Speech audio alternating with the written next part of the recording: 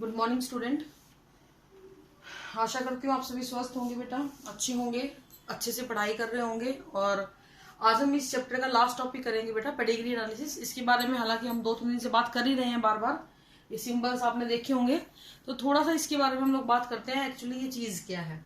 तो pedigree analysis एक ऐसा रिकॉर्ड होता है इनहेरिटेंस ऑफ सर्टेन ट्रेड्स किसी एक जनरेशन से दूसरी जनरेशन में जाते टाइम, जिसको हम लोग एक फ्लो चार्ट के फॉर्म में दिखा देते हैं। यानी कि कोई भी एक ट्रेट है या कोई भी एक जीन जो है, कोई भी एक कैरेक्टर जो है वो पास ऑन हो रहा है एक जनरेशन से दूसरी जनरेशन में, तो हम उसको प्रिडिक्ट कर सकें कि पहले ये कैसा रहा होगा या आगे आने वाली जनरेशन में किस पैटर्न को ये फॉलो करेगा। उस रिकॉर्ड को हम क्या कहते हैं बेटा, पेडिग्री बोलते हैं। ठीक है, किसी भी पेडिग्री में को स्टार्ट करने वाले जो इंडिविजुअल होते हैं उसमें मेल को हम बोलते हैं प्रोपोसिटी और फीमेल को हम बोलते हैं प्रोपिस्टा। ठीक है, ये वर्ड है, हालांकि कभी पूछा नहीं गया है ये, लेकिन फिर भी मैं आपको बता रही हूँ। तो हमें क्या करना होता है, हम किसी भी, ऐसा नहीं कि सिर्फ ह्यूमन का, हम किसी भी ऑर्गेनिज्म के अंदर किसी भी पर्टिकुलर कैरेक्टर के ट्रांसमिशन होने का जो एक पैटर्न है पिछली पीढ़ियों का और आगे आने वाली पीढ़ियों का, दोनों के बारे में ही इस पेडिग्री चार्ट से पता लगा सकते हैं। It is in human it is used to know the transmission of a specific trait because of. अब आप देखिए जरा, एक ह्यूमन की एवरेज लाइफ हम ये मानते हैं कि भाई बच्चे पैदा होते तो बच्चे पैदा नहीं करेगा, बच्चा बड़ा होगा और नई जनरेशन 20 साल बाद मान के चलो अगली जनरेशन आएगी। तो इतने लंबे टाइम गैप तक कोई रिसर्चर बैठा नहीं रहेगा वेट करने के लिए अगली जनरेशन का रिजल्ट हमें क्या मिलेगा। तो हमारा क्योंकि जनरेशन टाइम बहुत लंबा होता है, इसलिए पेडिग्री से आप लोग प्रिडिक्ट कर सकते हो हमारे आगे आने वाले जनरेशन के जीन पैटर्न को या उनके आने वाले ट्रेड्स को प्रिडिक्ट कर सकते हैं। हमारा जो रिसर्च वर्कर होता है उसके पास बहुत ही कम टाइम में 3 से 4 जनरेशन को स्टडी कर सकता है।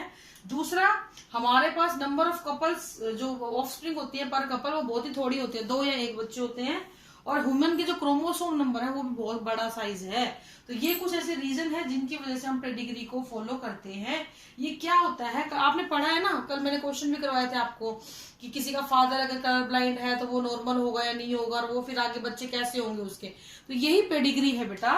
तो पेडिग्री हमें हेल्प करती है किसी ट्रेट के पैटर्न को कि किस तरीके से वो जनरेशन टू जनरेशन वेरी करेगा या किस पैटर्न को वो जनरेशन टू जनरेशन फॉलो कर जाएगा। ठीक है, अब यहाँ पे जो है बेटा हमने कुछ सिंबल्स लिखे हुए हैं, ये सिंबल्स बड़े इंपॉर्टेंट होते हैं कि इसका क्या हमें बेनिफिट होता है। देखो जरा, आपने ये सिंबल पढ़ा होगा, होलो स्क्वायर बॉक्स मेल के लिए, होलो फीमेल के लिए। कैसी है ये, नॉर्मल फीमेल है, ये नॉर्मल मेल है। और अगर से ट्राइंगल डायमंड शेप दिया हो ना ऐसे वाला, तो आप समझ जाना यहाँ पे सेक्स अनस्पेसिफाइड है, बताया नहीं हुआ मेल है या फीमेल है। अगर तीनों सिंबल्स भरे हुए हैं, डार्क किए हुए हैं, यानी कि डिजीज है या अफेक्टेड है। अगर इस तरीके से सिंबल्स को जोड़ा हुआ है तो उनकी मेटिंग है यानी शादी हो गई है। इस तरीके से शो किया हुआ है तो ये नीचे वाले क्या है, इन दोनों के बच्चे हैं, इनके ऑफस्प्रिंग है। अगर सर्कल हाफ फिल्ड है इसका मतलब ये कैरियर है। अगर सर्कल में एक डॉट लगा हुआ है तो इसका मतलब भी क्या है, ये कैरियर है। मेल कैरियर बहुत कम होता है, ज्यादातर कैरियर फीमेल होती है, इसलिए सिंबल गोल वाले यूज किए गए हैं। थोड़ा सा सिंबल्स को आप गौर से देखना, बॉक्स होगा तो मेल, गोला होगा तो फीमेल।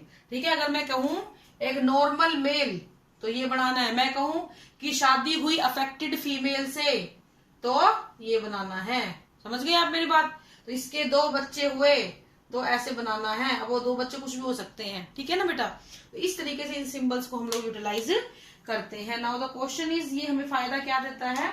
सबसे पहला फायदा इसका ये है कि किसी भी कपल को अगर शादी करनी है और अगर उनको ये पता है कि उनकी फैमिली के अंदर कोई डिजीज ट्रांसमिट हो रही है, तो उनको आप अगली जनरेशन जो बच्चा पैदा नहीं हुआ है और उन्होंने पैदा करना है, तो हम ये आइडिया लगा सकते हैं कि अगले आने वाले जनरेशन में किसी भी disease, haemophilia, colour blindness, night blindness और एल्केप्टोन्यूरिया, फिनाइल कीटोन्यूरिया, ये जितने भी जेनेटिक डिसऑर्डर थे, इसकी होने की संभावना किस हद तक हो सकती है फ्यूचर की जनरेशन में, इसके बारे में हम अच्छे से बता सकते हैं। दूसरी चीज क्या होती है बेटा पेडिग्री की, पेडिग्री ने मेंडल के लॉज को भी बहुत हद तक जो है सही माना कि हाँ ये जीन जो है इसी पैटर्न को फॉलो करते हैं। मेंडल्स के प्रिंसिपल को कुछ एक बदलावों के साथ उसने बहुत अच्छे से एक्सेप्ट किया, ये हम इस पेडिग्री के हिसाब से हम ये भी प्रिडिक्ट कर सकते हैं आगे आने वाली जनरेशन में कोई पर्टिकुलर जीन अपना कितना इफेक्ट देगा, या फिर एब्सेंट होगा या प्रेजेंट होगा तो किस हद तक इफेक्ट कर सकता है। इसके अलावा ये भी बताता है कि अगर क्लोज रिलेटिव के बीच में शादी होती है तो उसके क्या कुछ नुकसान हो सकते हैं। तो ये कुछ इसकी यूजफुलनेस है। इसके क्वेश्चन जो आते हैं वो मैं आपको ऑलरेडी करवा चुकी हूँ, हीमोफीलिया, सिकल सेल और autosomal recessive sickle cell anaemia का इनका, तो वही क्वेश्चन पूछे जाते हैं बेटा। तो पेडिग्री का सिर्फ इतना सही है आपके। आज आपका ये चैप्टर खत्म हो गया है। इसके एनसीईआरटी क्वेश्चंस मैं आपको भेज दूंगी और इसकी जो एक्सरसाइज करनी है वो मैं आपको भेज दूंगी। तो आप ये चैप्टर खत्म मान के चलें। अब नेक्स्ट चैप्टर हम लोग स्टार्ट करेंगे, molecular basis of inheritance. Thank you, have a nice day.